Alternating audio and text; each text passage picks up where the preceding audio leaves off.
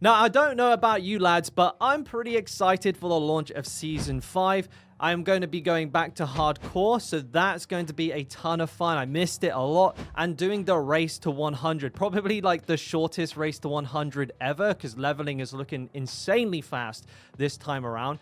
And before I did, I wanted to actually share, as I always do, the build I'm going to be using, and it's very similar to one that I've used in the past and actually won the race with. So it is an insanely fast build. But don't forget, I will be streaming the whole thing, of course, over on Twitch. So if you want to ask questions or see the build in action, link down in the description below.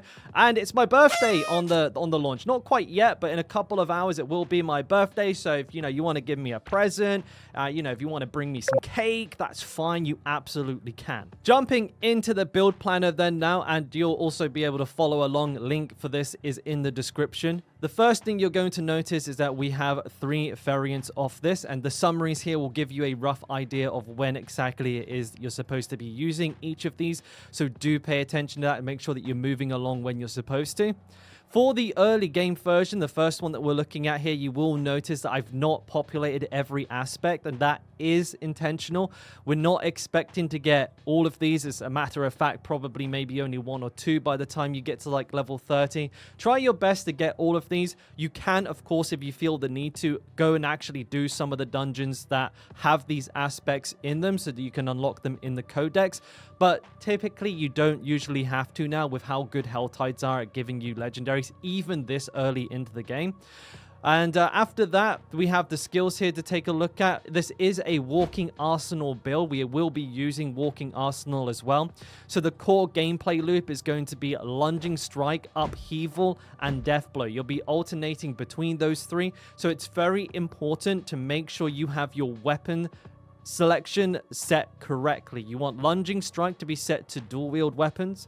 You want Upheaval set to be either your 2-handed sword or mace, and then your Death Blow to be the other 2-handed weapon. They need to each be a different weapon so that you can properly get your Walking Arsenal bonus. And now we're moving on to new additions to the build, starting with Charge.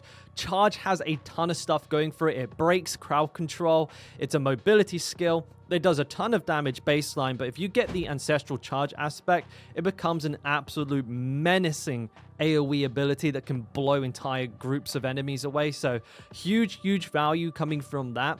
And then instead of running Iron Maelstrom, which by the way, valid choice, fantastic ultimate, but we're going to be running Call of the Ancients. One of the weaker links in this build is its single target DPS early in the game, so we're going to be trying to focus on helping with our boss killing. This is, in my opinion, going to be the best method for doing that. And then finally, for your weapon technique, when it's this early, I always like using the 2-handed sword techniques. It gives you the nicest boost to DPS. As for gems, you're very unlikely to have any, but if you do, weapon skulls for life on kill helps you survive. Rubies in the armor for extra life, and then diamonds in any jewelry for all resistance, but it's very unlikely that that's going to happen. Moving into the mid game, you're going to start seeing that we are really fleshing out the aspects here, and some of the most important ones to keep an eye out for are going to be things like might, things like Sundered Ground and Earth Strikers. We're going very much into the weapon swap side of things. The whole season for the Barb is looking, like it's tuned to that end, and you should be getting a lot of stuff that is going to help you power up in that regard from the seasonal journey. That's what they've said is the type, the theme of gear that we're going to be getting. So this gear should be getting handed to you pretty easily. For resources, it's not a huge problem for this build, but certainly you're going to have a much easier time if you can get yourselves an aspect of Berserk Fury, because our Berserking uptime is really high with this build. And then finally, moving into the end game, you're going to see that we are going to be introducing a lot of uniques. These will be quite a lot easier to get this season, but again, we're just really leaning into that weapon swapping overpower playstyle, and we're of course making use of the Hellhammer. But you can absolutely use a overkill. If you land an overkill at some point during your leveling, it is 100% an option that you can use as well. Now, breaking down the key components of the skill tree, just to sort of fill you in on how this build works.